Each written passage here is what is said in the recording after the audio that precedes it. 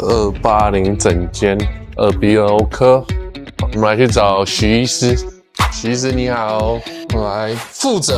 Hello， 好久不见。最近整个小一圈哦，体重从多少瘦到多少110瘦到现在95左右。那大概瘦了15公斤。之前呢，因为你的呼吸中止症很严重，所以我们之前帮你制作了一个计划，先处理鼻塞结构问题，辅佐就是体重控制。手术前你的呼吸中止指数每个小时有到77次哦，目前为止是39，进步了一半以上。表示说你目前的睡觉状况是更好，但是还不够好。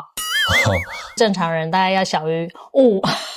体重的部分 BMI 看起来的话，你大概还有29点多 ，BMI 26，有机会可以降到轻度了。我们鼻子做完手术之后，目前你觉得差最多的是什么 Bloody nose 真的改善很多，改善很多。打呼的声音呢？出差的时候会跟同事啊，或是跟家人、跟我妹一起出去做，还是有声音的。对，没错，目前还不是完全正常，再努力一下下。呼吸顺，体重降，睡眠自然就好。这3件事同时一起改善，你的睡眠呼吸中止症就会越来越好。